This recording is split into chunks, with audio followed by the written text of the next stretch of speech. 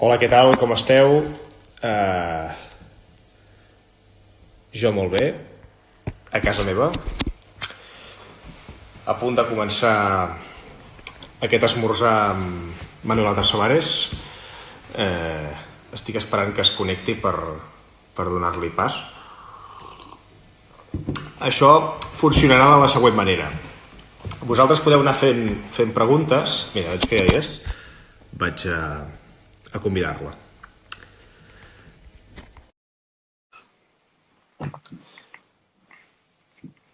Esperem que es connecti. Doncs, mira, hola Manuela, què tal? Molt bé, i tu? Bon dia, com estàs? Estupendament. Fantàstic. Una salutació també a tota la gent que ens està seguint per Instagram. Explicaré una mica com funcionarà això. La idea és que si algú té alguna pregunta que vol fer-li arribar a la Manuela, les pot escriure i alguna reflexió i jo ho compartiré també amb ella i així ho anem comentant. Digue'li si es pot posar els cascos. Sí. Sí, posaré els auriculars, no? Espera. Sí, posa-te'ls. És veritat que se sent millor, no? Sí. A veure. Se sent? Sí, jo Hola, te hola, sento. hola. Hola, hola, sí, sí. Perfecte. Perfecte. Doncs, no sé, Manuel, abans de començar, no sé si voldries presentar-te a l'audiència per si hi ha algú que no et coneix. Me presento. Manuela Trasobares, nascuda a Figueres, filla de l'Empordà. Nascuda a Figueres, a l'Hospital de Figueres, però criada a Cadaqués i a Portbou. És a dir, empordanesa. El que passa que jo sóc empordanesa, no sóc de Barcelona. I bé, jo tinc el tarannà, he tingut el tarannà d'una època molt grisa. Però, bueno, clar, també hem de pensar que jo vaig tindre una gran sort, que en aquells moments no me'n donava compte. Jo era l'època del Salvador Dalí, que encara estava viu, jo era una criatura, i ell era un gran mestre. I aquest home me va influir moltíssim. Me va influir en tots els sentits de la meva vida, tant existencials, com artístics, com professionals, com entendre el món. Bé, doncs aquesta Manuela Trasobares, nascuda a l'Empordà, influïda pel Salvador Dalí, ha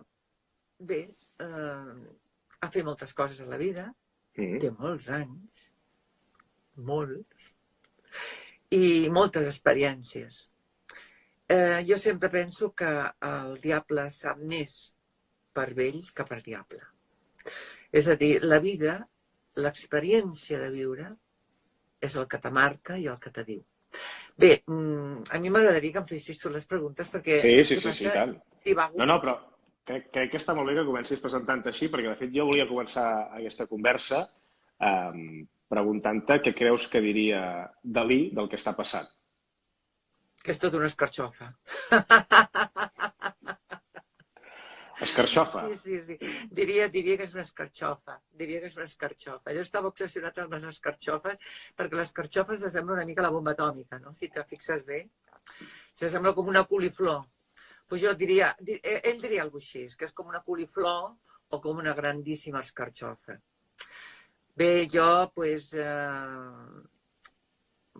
jo ja fa temps que estic assinada a casa meva. O sigui, ja fa temps que me tiro 15 i ja està un mes i 2 mesos dintre de casa sense sortir.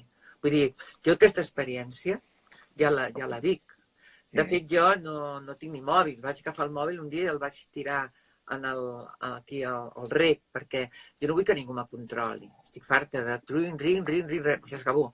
El mòbil al rec. O sigui que jo de fet, el fet d'estar tancada a casa no és una cosa extraordinària, perquè jo me tiro temporades.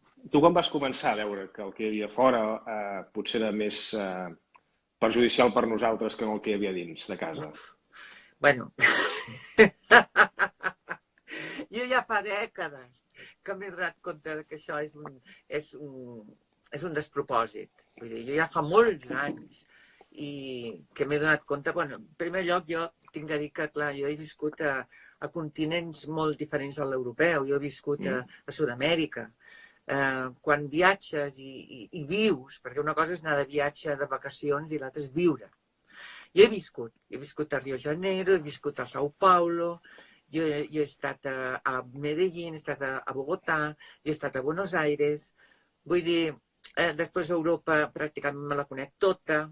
Vas viure a Sofia, no? A Bulgària vas viure 5 anys. Bueno, jo vaig estudiar, jo vaig estudiar cant líric a la Universitat de Sofia i també al conservatori. O sigui, jo també conec una mica els països de l'est i dels països que sortien de l'antiga Unió Soviètica i començaven a divagar, perquè la gent no estava... Jo, almenys els búlgars, poc estaven contents d'aquella llibertat que se'ls deia que tenien, no? Sí, perquè se'ls deia que a partir... Però tu en el teu cas vas marxar perquè Espanya no et reconeixia, diguem-ne, tot el que tu estaves fent i vas haver de marxar d'Espanya. Espanya. Jo quan me sento a Espanya, dic de què collons es pot sentir orgullós Espanya en algun moment de la seva història. Perquè és que des de la primera pedra que vam posar els godos i és reitero, un despropòsit d'absurds i de desgavells.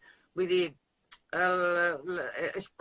quan me dius Espanya, és que em fa risa. Em fa un riure que m'espatarro que podria perdre els papers en aquest moment determinat. Perquè tu sempre has denunciat que aquí a Espanya hi ha una repressió, no? Que vivim tots amagats en una màscara. Què? Que dius que tu sempre expliques... Ja portem tantes màscares, perquè mira, portem la màscara social, la màscara espanyola, la màscara